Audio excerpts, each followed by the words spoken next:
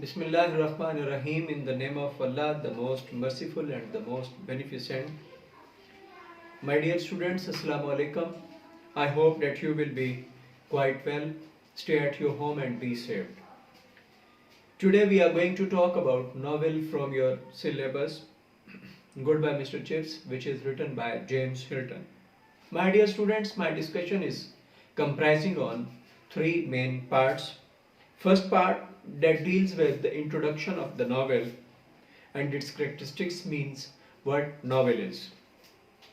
The second part deals with the first chapter of your novel Goodbye Mr. Chips, and the third part of my discussion is important questions which are usually asked in the exams. My first parts of discussion is about the introduction of novel and its characteristics. Novel, usually known as long and complex story as compared to the short story. It deals with the human experience through connected and linked events. Novel gives perfect image of the writer's time. It is like a window that enables us to look at writer's time and come to know about the characteristics of writer's time. Novel has been derived from the Italian word novella, that means a new story or something new, because novel was introduced in the history in 18th century. Novel deals with the universal problems and human feelings, values and norms as well. Novel depicts, presents customs of the people of some certain time. Novel, also known as long story with more than one characters. It also has many themes as compared to the short story. The theme is the crux of the events. Novel revolves around its theme or one dominant idea given by the writer. Now the second part of my discussion starts, that is about the novel Mr. Chips. Mr. Chips is a psychological novel. What is psychological novel? Psychological novel is a mental characterization, or in a general context, it is known as the inner qualities of the character. It is a very interesting thing that Mr. Chips was written in Hitler's time. It was written by James Hilton. James Hilton has given autobiographical view in the novel. It was published in the book form in 1934. It is the world's best-selling novel to date since its first publication. Mr. Chips is the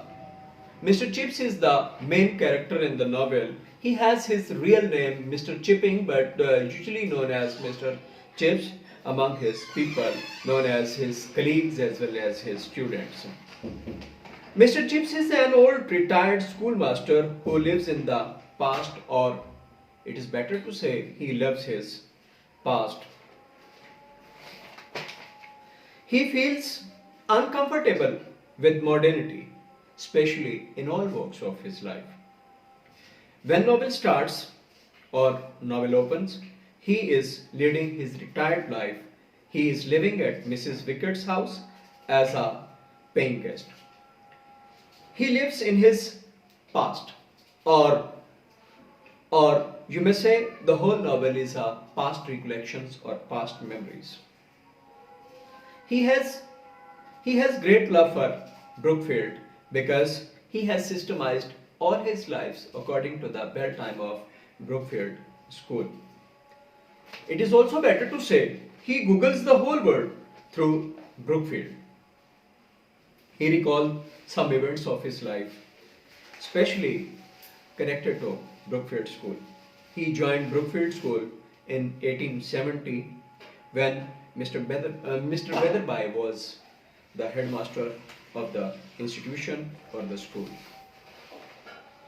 Before joining Brookfield School, he had taught at Melbury. Melbury is the name of school over there, his discipline was not good.